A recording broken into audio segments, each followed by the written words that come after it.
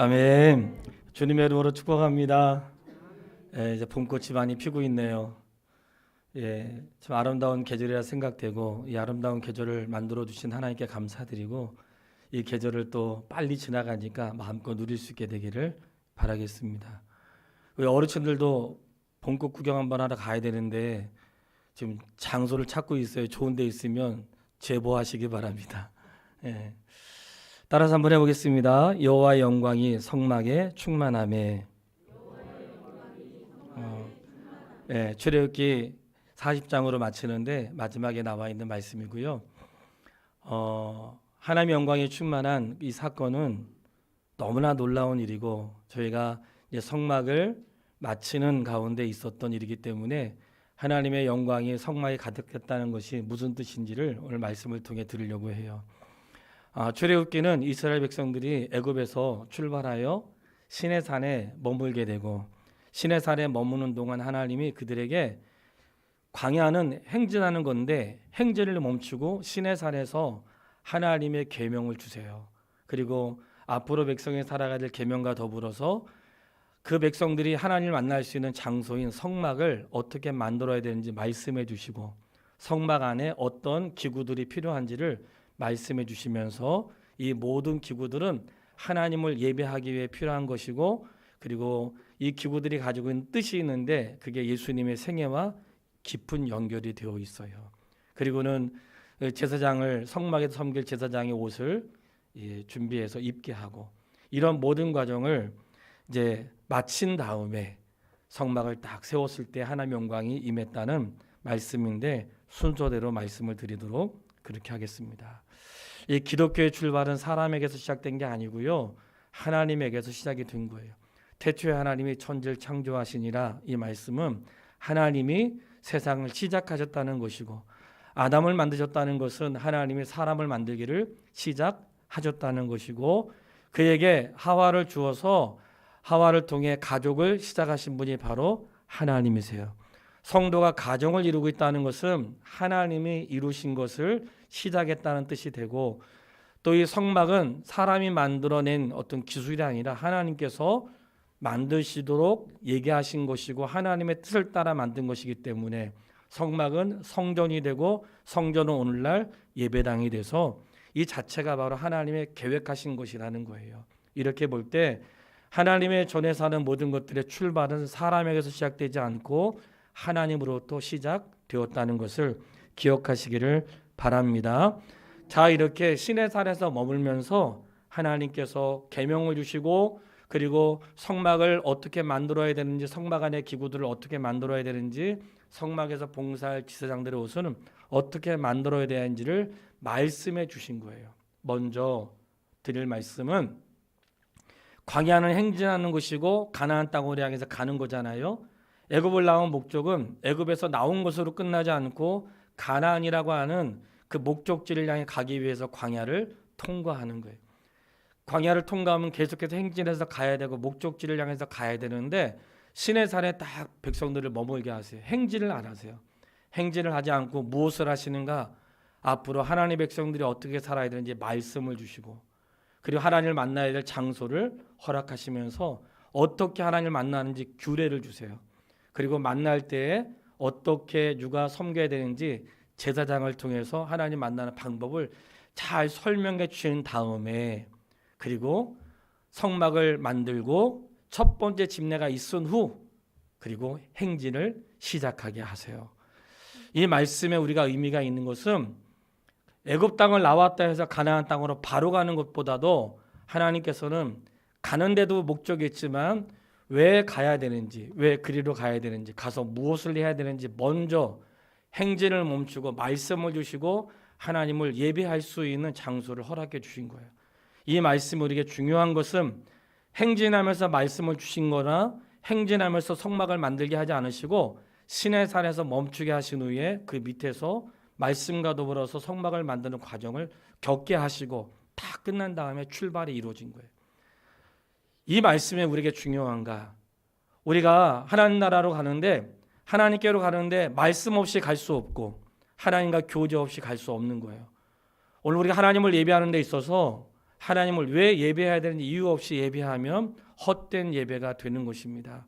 그렇기 때문에 하나님이 가나안 땅에 들어가기 전에 시내산에 모아서 백성들에게 이런 규례를 주시고 하나님 만나는 회막을 허락하신 것은 목적지를 가는 것보다도 더 중요한 것은 그분의 말씀을 듣는 것이고 그리고 그분과의 만남 속에서 그곳으로 가야 되는 거예요. 그래서 성도의 삶의 주일은 너무나 중요한 거예요. 왜냐하면 회막이라고 하는 것이 회중들과 하나님이 만나는 장소거든요. 만나는 장소라고 해서 회막이고 교회라는 이름의 뜻도 불러서 모았다 해서 에클레시아라고 이렇게 설명하는 거예요. 그러니까 불러서 하나님이 선택한 사람들을 불러 모아서 하나님을 만나는 장소가 되는 거예요. 하나님의 백성들은 하나님을 만나는 장소에서 그분을 만났고 그리고 그분의 뜻을 기억하면서 한 주간의 삶을 또 살아가는 거예요. 이것이 성도의 삶에 반복해서 있는데 언제까지 있는가? 하나님 나라 가는 그날까지 지속되는 줄 믿습니다. 가던 길을 멈추고 우리가 나가기 전에 거울을 보면서 옷매무새를 단장하고 그리고 뭔가 꾸미는 것처럼 행진은 급하게 가는 게 아니라 나의 발걸음을 멈추고 나의 삶의 태도와 방향을 결정하고 행진하는 거예요. 그래서 성도의 삶에서 그래서 아침에 기도가 중요하고 하루에 시작하기 전에 주님의 도우심을 구하는 것은 아름다운 것이라는 것을 기억할 수 있게 되기를 바랍니다. 자, 첫 번째 하나님이 그들에게 성막을 만들게 하셨는데 성막과 그 안에 기구를 만들게 하셨는데 어떻게 만들게 하셨는가? 그분이 명하신 대로 만들었다는 거 기억나시죠? 명하신 대로 만들었습니다. 이 말씀을 우리가 기억해야 돼요. 명하신 대로 만들었다고 하는 것은 하나님의 교회는 목사가 하고 싶은 거 하고 장로가 하고 싶은 거 하고 성도가 하고 싶은 거 하는 거 아니에요. 하나님의 교회는 하나님이 명하신 것을 하는 것이에요. 하나님이 명하신 것을 이루는 것이고 그분이 원하시는 것을 실행하는 게 바로 교회인 것이에요. 그래서 오늘날 그런 교회의 그 내용을 잘 모르기 때문에 하나님이 원하시는 게 아니라 내가 하고 싶고 내가 원하는 것을 어떤 목적을 위해서 활용하거나 그걸 통하여 성취하려고 하면 그때 2당이 되고 3당이 되고 어그러지는 삶을 살게 되는 것이에요. 교회의 출발 자체가 그분이 원하시는 것을 만들고 그 만든 거에는 다 이유가 있는 것이거든요. 그런 것처럼 오늘날도 항상 마음에 새길 수 있는 것은 하나님의 교회는 하나님이 시작하셨고 그 교회에 사는 모든 기능과 해야 할 모든 일들은 그분의 말씀을 따른다는 것을 기억할 수 있게 되기를 바랍니다. 이렇게 출애굽기 27장부터 38장까지는 명하셨던 것을 만든 재료들을 소개하면서 우리가 대표적으로 이 성막 안에 딱 들어가면 뜰 안에 딱 들어가면 절 만나는 게 바로 번제단인데 당시에 성막 뜰로 그 성막을 딱 가리웠고 들어가는 문은 오직 하나만 있었어요. 성막으로 향하는 그 성전으로 성막으로 들어가는 문은 딱 하나만 있었는데 왜 하나만 있는가? 하나님 나라에 가는 길은 오직 한 길만 있는 것이에요. 그 한 길인데 그 한 길이 누굴까요? 오직 예수 그리스도만이 하나님께로 가는 문이고 길이라는 것을 기억할 수 있기를 바랍니다. 그래서 성막에는 딱 문이 하나밖에 없어요. 그 문을 통해서만 성막으로 들어갈 수 있었기 때문에 그 의미는 예수님을 통해서만 성막을 향해 가는 것처럼 예수님을 통해서만 하나님께로 들어갈 수 있다. 그런 의미가 되겠습니다. 거기서 들어가면 제일 먼저 번제단이라는 것을 만나요. 번제단은 나의 죄가 죽는 자리고 나의 죄를 대신해서 소나 양이나 염소나 짐승, 산비둘기, 집비둘기가 죽는 장소예요. 그게 번제단이거든요. 그래서 하나님께서 하나님을 만나기 전에 제일 먼저 거쳐야 되는 게 무엇이냐면 자기의 죄를 용서받는 거예요. 저희가 예배 시간에 죄 사함의 고백 시간이 있잖아요. 자칫 잘못하면 그게 습관될 수 있는데 그 자리는 왜 예배 시간에 죄 사함의 고백이 있는가? 하나님을 만나기 위해서는 죄를 사하는 의식이 항상 있었다는 거예요. 그렇기 때문에 이 성막에서 제일 먼저 만나는 것이 번제단이었고 그 제단에서 죄를 사함받고 나 대신 짐승이 죽는 것을 보면서 우리는 예수 그리스도를 통해 대속의 죽음을 경험하는 것이에요. 그래서 그분의 은혜를 힘입어 오늘도 예배하는 줄 믿습니다. 그저 구약의 백성들은 짐승을 가지고 가서 죽음을 경험하게 하고 예배를 드렸지만 우리는 예수 그리스도를 힘입어 성소에 들어갈 담력을 얻었나니 그러니까 죄인들은 아무도 갈 수 없지만 그분의 이름을 힘입은 사람은 성소에 들어갈 담력을 얻는 거예요. 왜? 성도가 죄를 짓고 때로 연약하고 그리고 실족하고 여러 힘든 상황에서 왜 담대하게 주 앞에 나올 수 있는가? 그것은 나의 의로움이 아니라 그분의 예수 그리스도를 믿는 믿음으로 가는 것이에요. 이 제단에 제물이 드려지는데 성경을 잘 읽으신 분들과 제가 밴드에 글을 올리는 것을 꼼꼼히 읽으신 분들은 깨달았을 거예요. 거기에 이런 말씀이 있어요. 너희가 만일 어떻게 해요? 너희가 만일 따라서 한번 해요. 너희가 만일 소로 제물을 드릴 때에는 너희가 만일 양으로 제물을 드릴 때에는 너희가 만일 염소로 예물을 드릴 때에는 너희가 만일 산비둘기나 집비둘기로 드릴 때에는 너희가 만일 곤가로 에바로 드릴 때에는 이렇게 써 있어요. 이 말씀은 다 똑같이가 아니라 각자의 형편에 따라서 희생제물을 드리는데 그 희생제물은 다른 게 아니라 내 죄를 속죄하는 제물을 드리는데 신비하게도 이 모든 희생제사에는 뭐가 있냐면 피가 있거든요. 왜냐하면 구속의 은혜는 예수님의 피를 통해서 하는 거기 때문에 희생제사에는 피를 통과하게 되어 있어요. 그런데 하나님이 너희가 만일 이 말씀은 성도의 삶이 다 다르다는 거예요. 똑같지가 않아요. 성도의 삶이 다 다르기 때문에 예물의 형태가 다르고 내용이 달라요.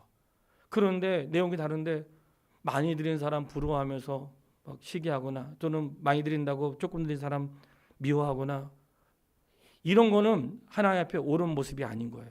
그런데 여기에 중요한 게 있어요. 피해 제사로 드려야 되는데 그 중에 그나마 산비둘기나 집비둘기는 키우기 쉬웠다는 거예요. 가난한 자도 할 수 있는 그 정도의 양이었다는 거예요. 그런데 그보다 더 어려운 극빈자라는 게 있잖아요. 우리나라에도. 그 극빈자는 어떻게 피해 제사를 드릴 수가 없어요. 너무 어려우니까. 그래서 거기서 말하는 소위 소제라고 하는 밀가루를 누룩이 들어가지 않는 밀가루를 갈아서 한 움큼 드리도록 이렇게 되어 있어요. 한 움큼. 그런데 여기는 피가 없잖아요. 근데 어떻게 속죄제가 되겠어요? 놀라운 사실은 이 번제단위는 아침과 저녁으로 속죄의 제사가 계속 타고 있는 거예요. 그러니까 나는 피가 없지만 제단에 뭐가 있어요? 계속해서 타오르고 있는 번제 피가 흐르고 있는 거예요. 거기에 너무나 가난한 자들은 피해 제사는 아니었으나 그것을 제단에 뿌리면 거기서 타고 있는 그 구속의 은혜를 입게 하신 거예요. 그래서 우리가 주목해야 되는 것은 제단에 나갈 때는 제물의 사이즈가 아니라 제물의 사이즈나 성도에 드려진 헌금으로 구원을 받고 우리가 인생에 새롭게 되는 게 아니고요. 제물의 사이즈가 아니라 속죄함을 입은 그분의 은혜라는 것을 기억할 수 있기를 바랍니다. 항상 우리의 믿음 안에는 믿음의 사이즈나 제물의 사이즈나 교회의 사이즈가 아니고 그 사람들을 깨끗하게 하고 정결하게 하시고 우리를 자유롭게 하시는 그분의 은혜를 힘입어야지만 그 자리를 통과할 수 있다는 것을 기억하세요. 그렇기 때문에 인생의 사이즈와 인생의 크기는 하나님 앞에 나갈 건더기가 되지 않는 거예요. 이 번제단에 다 걸러지는 거예요. 나는 많이 드릴 수도 있고 적게 드릴 수도 있고 내 삶에 헌신할 수도 있고 헌신하지 않을 수도 있어요. 그러나 통과할 때에는 하나님은 크고 작음과 그 인생의 사이즈와 제물의 사이즈와 인생의 지위가 무엇이 되었든지 그걸로 결정되는 게 아니라 분명히 말씀하시길 누구든지 그분의 이름을 힘입으면 그것으로 그 자리를 통과할 수 있다는 것을 기억할 수 있게 되기를 바랍니다. 이게 바로 문을 통과한 자에게 첫 번째 만나는 관문이고 그 다음에 물두멍은 제사장들이 그 성막에서 일을 하기 위해서 손발로 씻는 장소예요. 장소인데 이거 번제사 하나 빼먹었네요. 이 번제단은 그 안에 있는 모든 기구는 다 금으로 만드는데 번제단은 노수로 만들었어요. 왜 노수로 만들었는가? 어떤 불에도 타지 않고 견딜 수 있는 노수로 만들었다는 거예요. 그러니까 이 제단 자체가 바로 예수님의 사역과 그분의 성품을 말씀하시는데 마치 그 제단에 타오르는 불꽃을 어떠한 불꽃과 엄청나게 많은 양이라도 이 노수로 다 감당하는 이런 모습은 바로 인생의 위기와 어려움과 인생의 어떤 죄를 지은 자라도 다 용서하시고 인생의 비바람과 뜨거운 불시험을 능히 이기시는 예수 그리스도의 표가 된다는 것도 잊지 마시기를 바랍니다.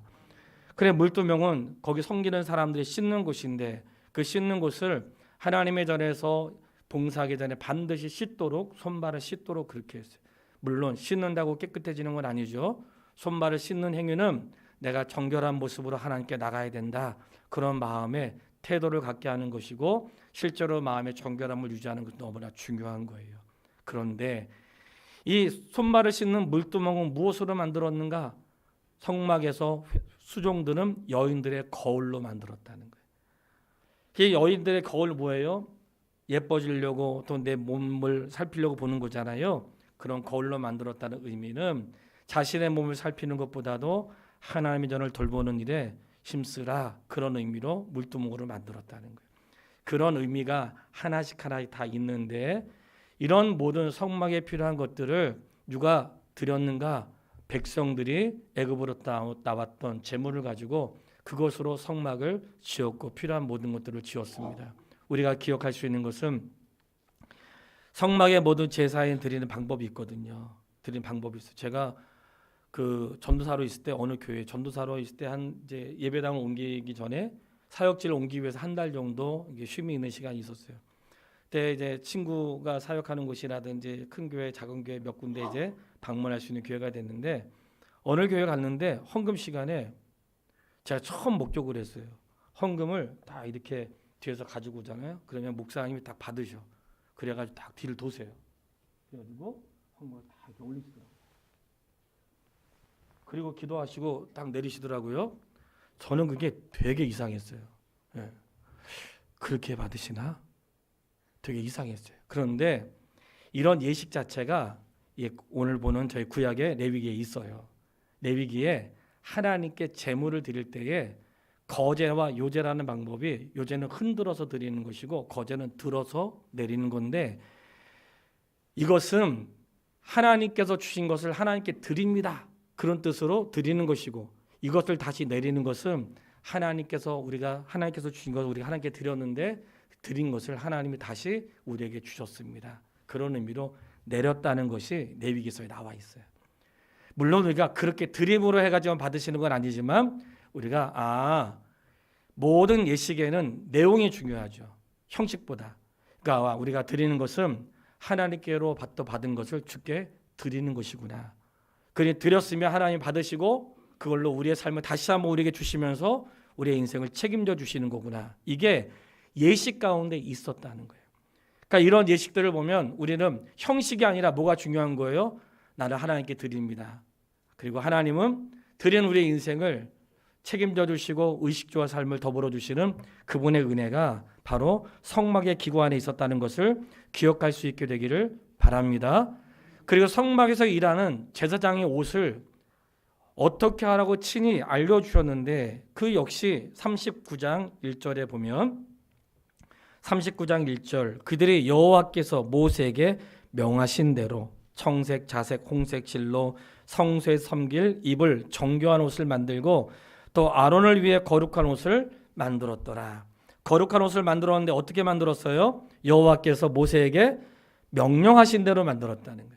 이 제사장이 옷을 만드는데 옷도 하나님이 명령하신 대로 만들었대요.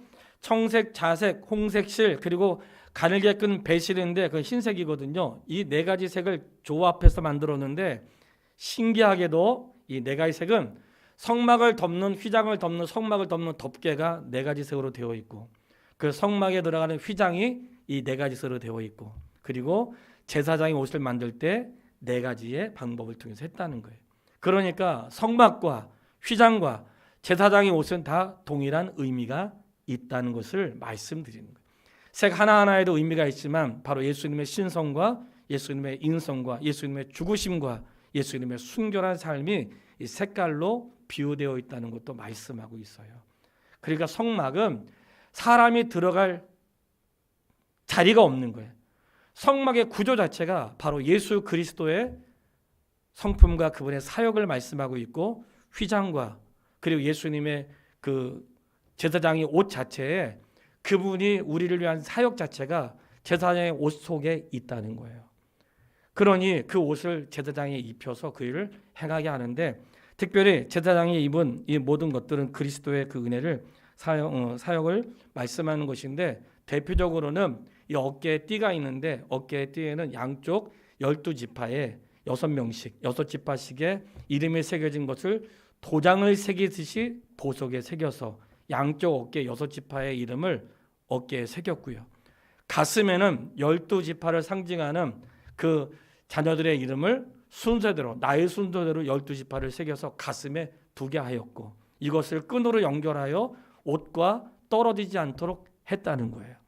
이 말씀이 제사장의 어깨에는 바로 12지파의 백성들에 대한 의무와 책임이 있고, 그 가슴에는 12지파의 사람들에 대한 가슴에 새겨지고, 그 안에 우림과 둠비몰 두어 하나님의 뜻을 묻는 그러한 주사위 같은 게 그 안에 있었어요.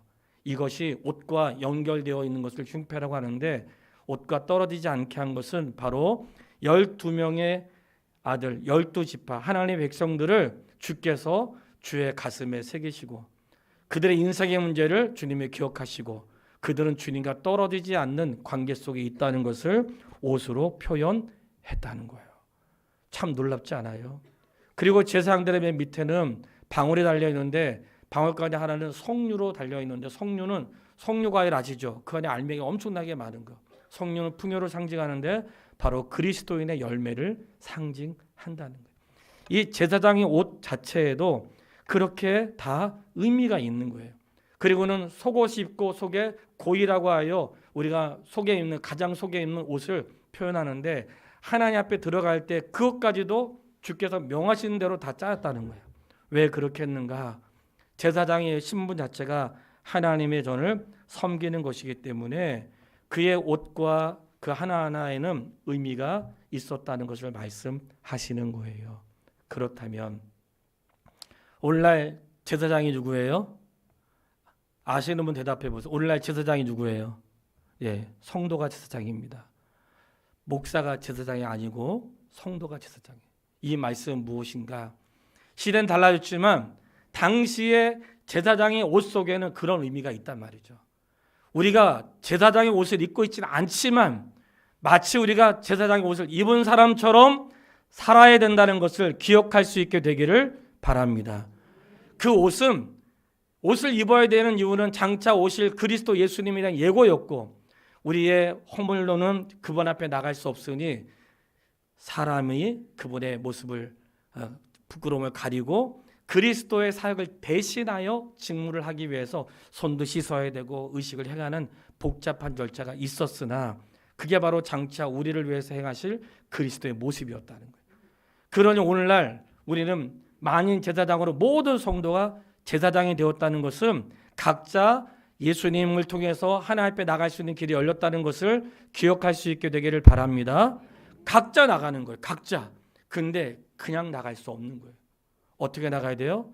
자기의 죄를 씻어야 되고, 그리고 손으로 씻어야 되지만 내 죄 사함을, 은혜를 입어야 되고, 그리고 그 안에 들어가는 과정을 거쳐야 되는데, 제사장의 옷에 그런 의미가 있는 것처럼 우리 속에 나를 기억하시는 하나님에 대한 생각과, 그리고 그분 앞에 성결하게 사는 삶의 태도가 있어야 된다는 것을 말씀드리는 거예요. 당시의 회막은 하나님을 만나는 장소라고 했어요. 이렇게 모든 것들을 다 갖추고 명하신 후에 이제 성막에 대한 기구, 성막과 그리고 제사장의 옷을 다 맞췄어요. 다 이제 맞췄어요. 자, 39장 42절 말씀, 43절 말씀을 같이 읽도록 하겠습니다. 39장 42절. 여호와께서 모세에게 명령하신 대로 이스라엘 자손이 모든 역사를 마침에 모세가 그 마친 모든 것을 본즉 여호와께서 명령대로 되었으므로 모세가 그들에게 축복하였더라. 아멘. 자, 다 마쳤어요. 마친 다음에 모세가 잘 마쳤는지 확인을 한 거예요.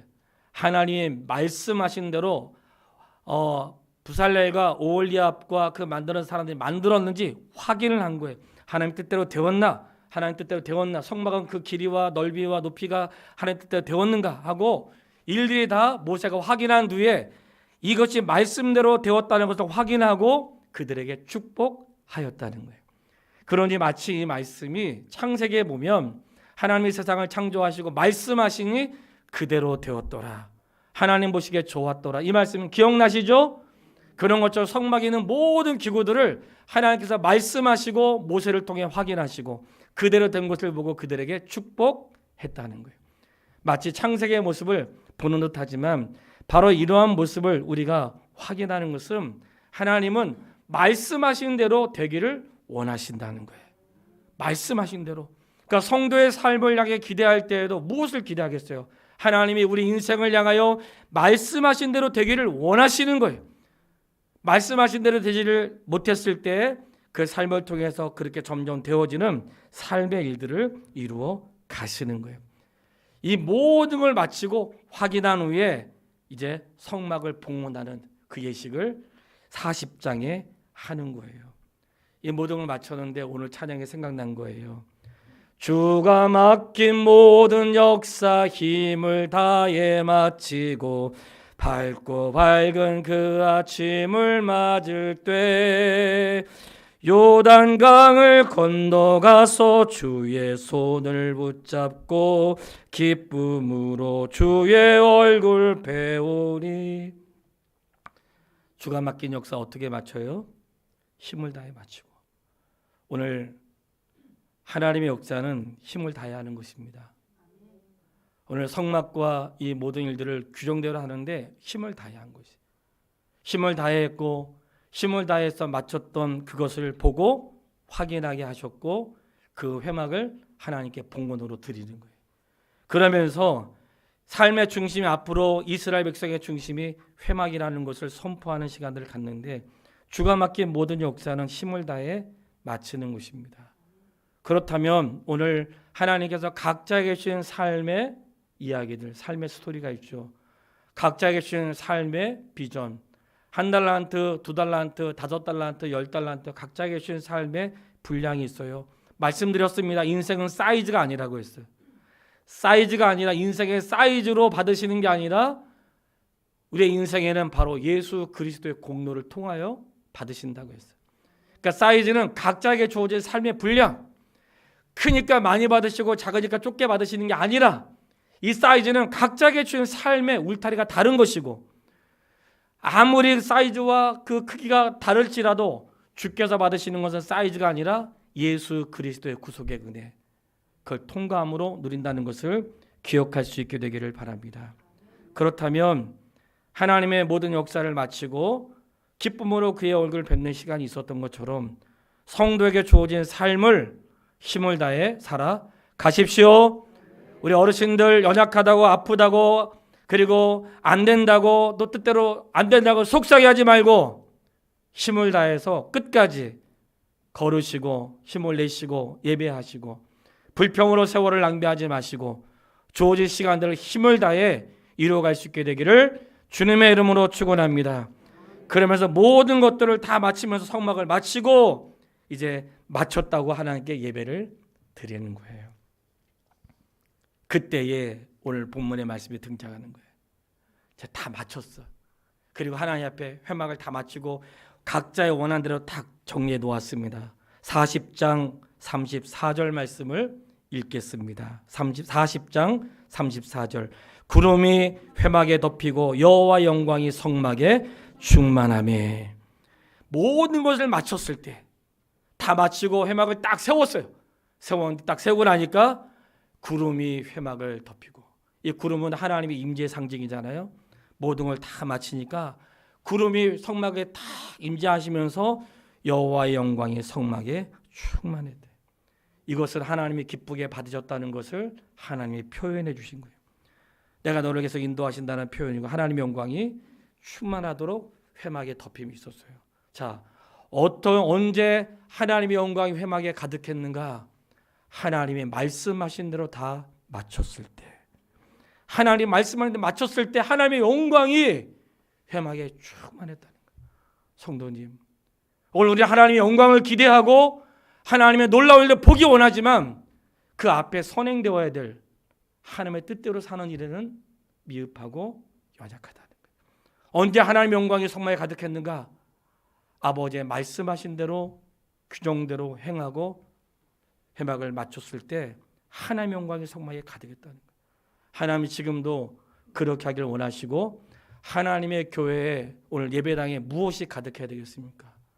하나님의 영광이 가득해야 되는 것입니다. 하나님의 영광은 사람이 많은 곳이 임하는 것이 아니라 그분의 뜻대로 되어지는 곳에 하나님의 영광이 임하는 것입니다. 성도 여러분, 이 땅에 사는 날 또 하나님의 교회가 해야 할 수많은 일 가운데 앞으로 지속적으로 말씀드리겠지만, 오늘 하나님의 교회는 부정한 것이 있으면 안 되고, 이게 끊임없이 걸러내는 일들이 있단 말이죠. 왜냐? 하나님의 영광은 그런 곳에 머물기 때문에 그런 곳이에요. 그래서 오늘 하나님의 사람들을 향하여 뭐라고 말씀하세요? 바로 하나님의 영광이 충만한 것은 우리가 꿈을 꾸게 되는, 하나님 오늘 예배하는 저희들의 삶 속에 하나님이 원하시는 삶을 이루어가게 하시고 하나님의 영광이 이곳에 충만하게 도와주십시오. 그리고 하나님의 성전된 내 속에 하나님의 영광이 충만하도록 그분의 말씀이 내 삶이 되는 삶을 살아낼 수 있기를 주의 이름으로 축원합니다. 36절, 47절, 36절, 37절 말씀을 같이 읽겠습니다. 성막이 구름이 성막 위에 떠오를 때에는 이스라엘 자손이 그 모든 행진하는 길에 앞으로 나아갔고, 구름이 떠오르지 않을 때에는 떠오르는 날까지 나아가지 아니하였으며. 아멘. 이것이 바로 구름은 앞으로 이스라엘 백성들이 어떻게 살아야 되는 삶의 방향인데, 내가 지금 급하고 무슨 일을 하는다고 할 일이 있어서 빨리 가는 게 아니고, 내 모든 인생 결정을 누가 결정하세요? 여호와의 구름이. 행진하자 그러면 그때 일어나고, 멈추면 멈추는 거예요. 수없이 성도님께 말씀드리죠. 내 인생에 멈춤이 됐을 때 빨리 가려고 서두르지 말고 하나님의 길을 열어주지 않을 때 기다리시라고. 기다림의 시간들을 가지세요. 안 될 때는 기다리세요. 안 되면 되게 하지 말고, 안 되면 그냥 기다리세요. 이게 바로 하나님의 섭리라는 것을 잊으면 안 돼요. 하나님의 성막을 만들고 하나님의 충만한 여호와의 임재가 있은 다음에 구름을 통해 이스라엘 백성들의 삶을 보여준 것은, 앞으로 너희들의 삶은 이 구름 보고 가는 것이다. 내가 일어나면 너희도 일어나고, 내가 멈추면 너희도 멈추고, 그렇게 하면서 40년의 삶은 훈련을 하는 거예요. 38절 읽겠습니다. 낮에는 여호와의 구름이 성막 위에 있고 밤에는 불이 그 구름 가운데 있음을 이스라엘 온 족속이 그 모든 행진하는 길에서 그들의 눈으로 보았더라. 아멘. 여호와의 구름이 어디에 있었어요? 성막 위에 있다고 했어요. 항상 있으세요. 여호와의 구름이 성막 위에 있어서 그들의 눈에 볼 수 있게 하셨고 인도하셨어요. 하나님은 하나님이 뜻하시는 것을 우리 볼 수 없도록 감추시며 일하지 않으세요. 보게 하시고 행진하게 하죠. 광야의 삶은 행진하는데, 하나님이 때로는 멈추게 할 때는 우리가 스스로 자신을 겸비하고 그런 시간을 가져야 돼요. 막 가면서 하는 게 아니에요. 하나님의 시내산에서 그들을 모아가지고 말씀을 주셨던 것처럼 말씀과 더불어 행진을 해야지, 말씀 없이 행진하면 방향을 잃어버리는 거예요. 그래서 오늘 말씀을 통해서 결론을 내도록 하겠습니다. 하나님의 성전이 완성됐던 것처럼 성도 여러분, 내 마음의 성전은 완성되었습니까? 이스라엘 백성들에게 성막을 짓게 하시고 말씀대로 규례대로 성막을 지어서 봉헌을 했어요. 내 삶에도, 우리가 내 몸이 하나님의 성전인데 내 삶에도 하나님의 뜻대로 내 삶의 성전이 지어지고 내 삶의 주인 되시는 그분의 여호와 영광이 임하고, 그런 가운데 내 삶이 하나님 앞에 중심에 서는 그러한 하나님의 사람 될 수 있게 되기를 주의 이름으로 축원합니다. 내가 그리스도를 내 안에 영접했다고 하는 것은 이미 그 문에 들어와서 번제단을 통과하여 물두멍을 통과하여, 그리고 그 속에 있는 그 등대와 그리고 거기에 있는 떡상과 그리고 그 속에 있는 그런 그 향단을 통과하여 법궤와 속죄소까지 들어가는 이 삶이 내 안에 이루어졌다는 거예요. 그러니까 이제는 내 삶의 성전이 완성되어 완성된 몸으로 주의 뜻을 이루어갈 수 있게 되길 바라고, 하나님의 성전에 말씀이 없다면 어찌 성전이겠습니까? 성도님, 내가 그리스도 예수를 영접했지만 내 안에 그분의 말씀이 없다면 죄송하지만 성도가 아닙니다. 하나님의 성전에 그분의 법궤가 없다면 여호와의 임재하심을 경험할 수 없는 것입니다. 아들이 있는 자에게는 생명이 있고 하나님의 아들이 없는 자에게는 생명이 없느니라. 아들이 있는 자에게는 생명이 있고 하나님의 아들이 없는 자에게는 생명이 없느니라. 오늘 하나님의 교회는 건물이 아닙니다. 이 안에 하나님 말씀이 있어야 교회인 것입니다. 성도가 하나님의 성전인 것은 내 속에 말씀이 있어야 성전인 것입니다. 그래야 그 오래 하나님의 영광의 통치와 그 일들을 이뤄갈 수 있는 하나님의 사람이 될 줄 믿습니다. 이런 모든 회막을 마친 다음에 그 하나씩 나와 있는데 저는 너무 설레었어요. 성막을 딱 맞춘 다음에 거기에 이렇게 제가 40장의 1절부터 한번 읽어볼게요.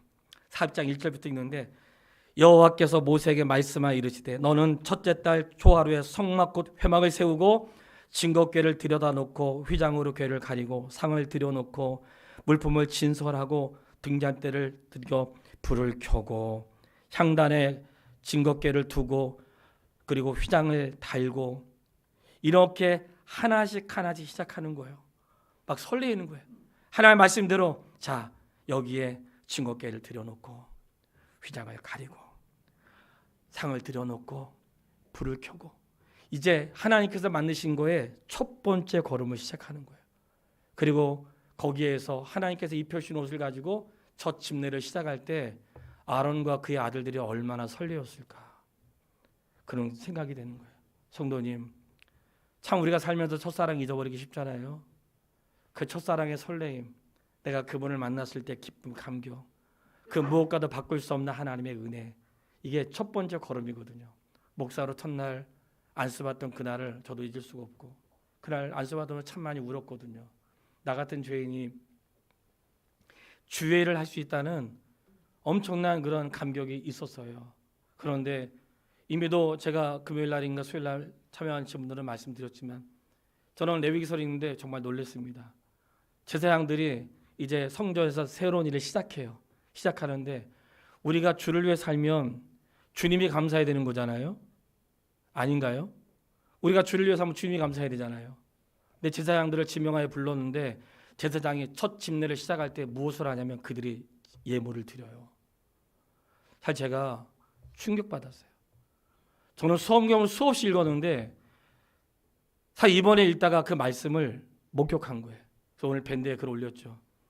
제사장이 모든 식 끝나고 위임식을 딱 마친 다음에 그 이제 첫 번째 이제 제사를 침례하러 들어갈 때 어떻게 하는가? 예물을 드려요. 하나님께. 그때 제가 다시 한번 저의 삶을 돌아보게 된 것이에요. 하나님, 주회를 한다는 것은 내가 주께로부터 받는다는 게 아니라 주님으로부터 주님께 드린다는 것임을 다시 알았습니다. 우리는 주님께 드리는 거예요. 나의 삶을 드리고 인생을 드리고 물질을 드리는 거예요.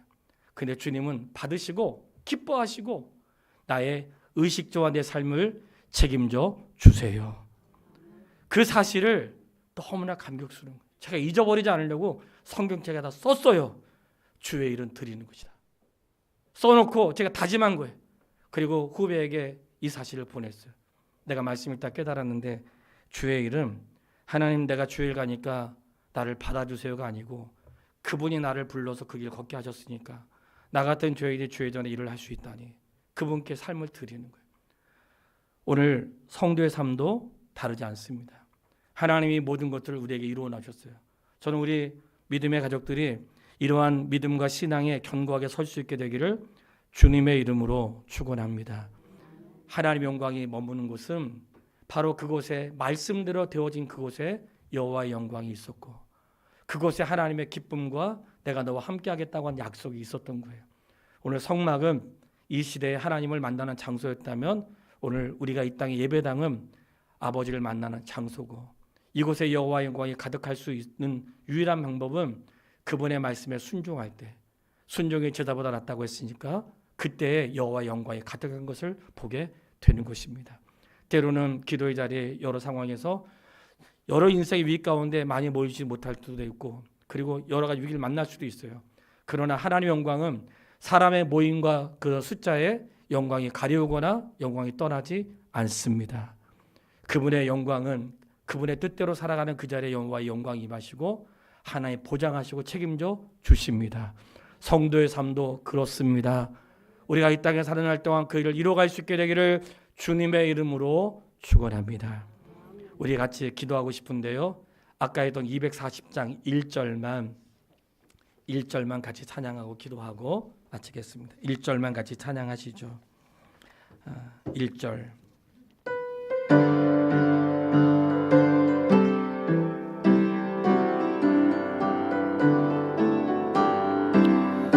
주가 맡긴 모든 역사 힘을 다해 마치고 밝고 밝은 그 아침을 맞을 때 요단강을 건너가서 주의 손을 붙잡고 기쁨으로 주의 얼굴 배우리. 나의 주를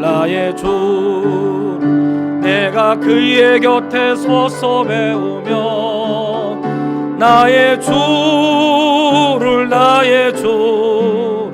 손에 못자국을 보아 알겐. 이 시간 같이 한번 기도하겠습니다. 말씀을 생각하면서 하나님, 내게 허락하신 주의 역사도 힘을 다해 마칠 수 있도록 도와주십시오.